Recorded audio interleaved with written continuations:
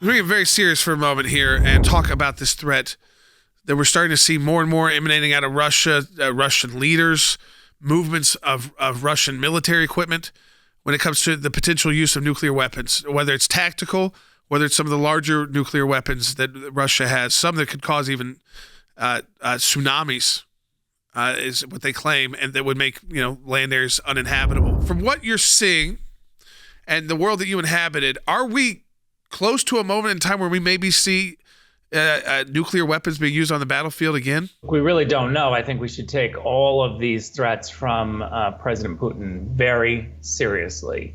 But there is a huge strategic mistake going on in Washington, D.C., and that is every time Putin talks about nuclear weapons or increasing the war, Washington's only response is increasing the war on our end and doing more military options. Where is the State Department? Where is diplomacy? When a madman and a leader is talking about using nuclear weapons, where is the UN? Where is Tony Blinken?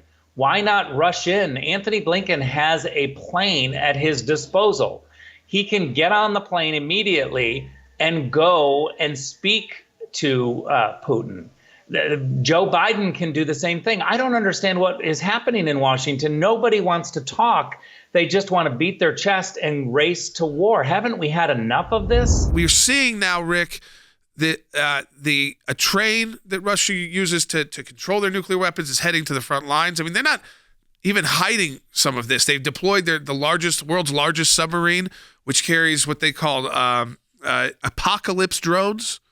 So that's not just talking about, tactical nuclear weapons used on a small part of a battlefield, which could still cause us serious problems in Europe.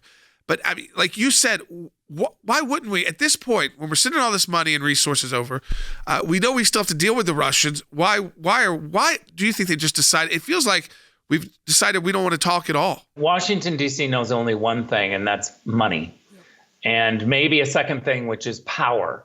And so they're racing to war. I think the defense contractors are absolutely celebrating. Look, I want to be very clear about something. I've been a diplomat for 11 years. I've worked at the State Department.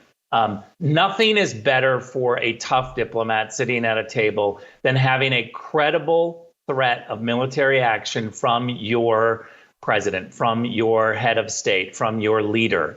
I love the fact that Donald Trump had behind me when I was negotiating a credible threat of military action where he was unpredictable. No one knew exactly what he was going to do because that helped me peacefully try to get to a point of conclusion. What we have right now is not a credible threat of military action. We have Joe Biden saying war, planning war, telling Zelensky in the beginning to get out of the way because Putin was coming. Now we're spending $12 billion plus on more war, and there's zero diplomacy going on. I don't know if Joe Biden doesn't know how to negotiate, if Anthony Blinken doesn't know how to negotiate, but this is a disaster because we're racing to war. The NATO Secretary General, he's talking about like a matter of fact that there's going to be nuclear weapons used, and NATO's. I mean, it is wild if you just take a step back and realize this is not a movie.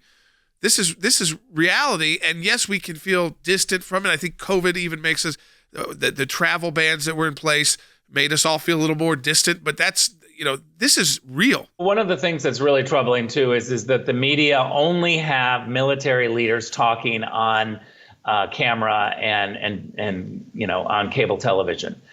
Look, I get it. We want to be prepared, and I am the person who wants to make sure that the United States is absolutely prepared. But we should also work really hard on the diplomatic front to avoid using military action, and that's what I don't see going on. I don't see Susan Rice, who's supposed to be a diplomat, and she's at the White House talking about calming things down, calling for an emergency session of the UN Security Council, getting on a plane and racing over to Putin. Why isn't Joe Biden going over and talking directly to Vladimir Putin? Talk is a tactic. It's not a goal. It's not a replacement for being wimpy.